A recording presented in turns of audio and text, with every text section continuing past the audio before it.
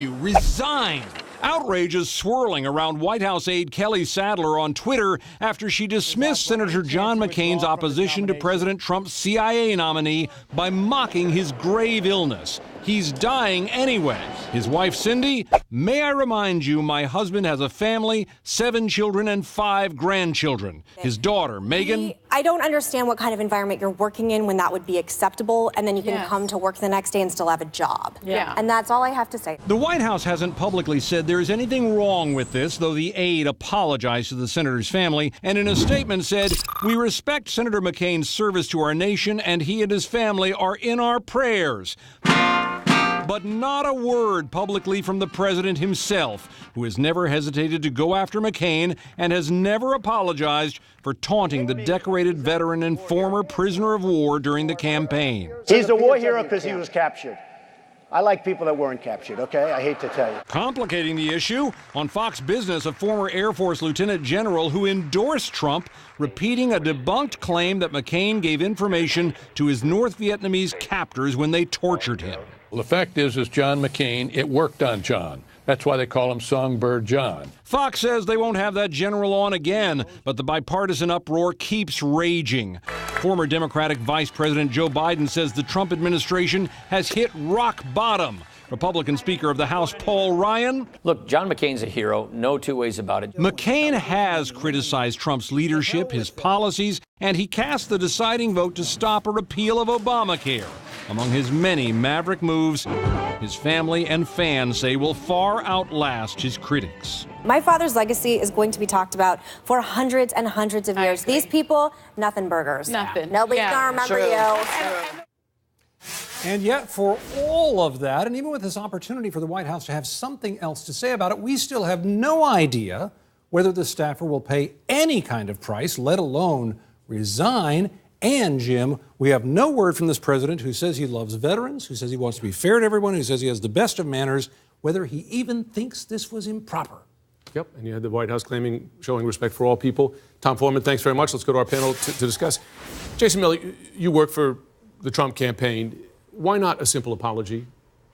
Well, I think this is definitely an unforced error. Not only was it an inappropriate comment by Ms. Sadler, but I think this is something that should have been dealt with yesterday. If it had been dealt with yesterday, I think we'd be back to talking about how President Trump got these hostages out of North Korea, how he got us out of a terrible deal with Iran, talking about the economy, the embassy opening up in Jerusalem coming up on Monday. But instead, this is carried on to for a second day. From public reports, it looks like Ms. Sadler did call and offer an apology to Meghan McCain, but clearly it wasn't strong enough. But this is something that the White House should have dealt with immediately.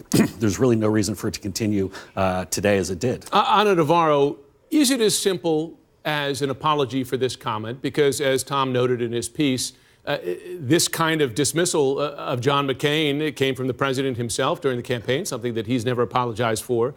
Does this go right to the top in your view, this tone that you heard Sarah Sanders there deny that there is any tone, deny that such a tone exists? Of course, it's the same tone. It's a tone that Donald Trump has set. It's the tone that he set during the campaign when he said that John McCain was not a hero. Mind you, Donald Trump, a draft dodger, is saying that John McCain, who hung by his thumbs and was tortured for 5.5 years, was not a hero. Of course he's a hero.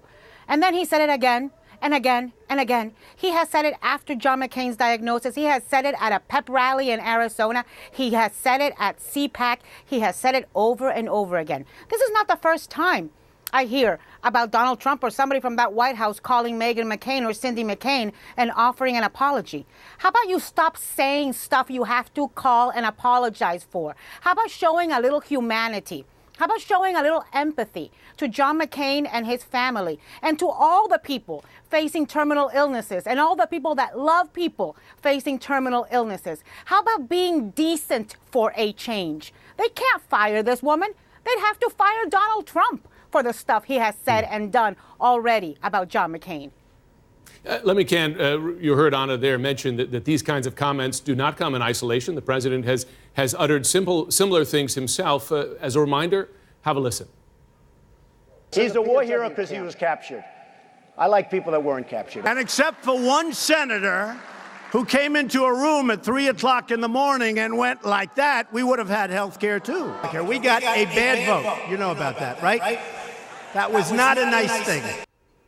Robbie Mook, the fact is, despite his service and his heroism, he is something of a lightning rod for folks on the right. I mean, for instance, when you heard that comment on Fox the other day from General McInerney, it's not the first time you've heard a comment like that there. It has an appeal to a certain wing of the Republican Party. Yeah, look, Democrats are outraged right now. I'm outraged. I would say any decent human being is outraged. I agree with Jason's assessment. The White House should have let her go and moved on. And the apology there should have been an apology from the White House. The president's base loves this because he's in the fight. I think that today is a perfect example of everything that is wrong with our politics right now. Let's go back at what the original issue is here. We have someone being nominated to head our Central Intelligence Agency. She participated in a program that tortured people. John McCain is a hero because he was tortured. We are not talking about whether this woman should become CIA director. We're talking about a stupid, disrespectful thing that a White House staffer said. So once again, Donald Trump's getting away with it. We're not focusing on what matters. We're focusing on the drama. Classic. Joe Biden made note of this today, saying that decency just hit rock bottom in this administration. Here's how his statement read today in part, and I'm quoting here: "Given this White House's trail of disrespect towards John and others, this staffer is not the exception to the rule. She is the epitome of it." Jason Miller, I wonder, as you see that there, Joe Biden, not a far-fetched to imagine him as a candidate against Trump in 2000. Does that concern you when you have someone like Joe Biden who brings respect, is willing to make a comment like that as a potential challenger to the president? Well, let's go and split the two up. I mean, I would love to see Joe Biden run against President Trump. I mean, Joe hasn't won anything in the presidential arena, so I think he would lose against President Trump, but that's a side issue.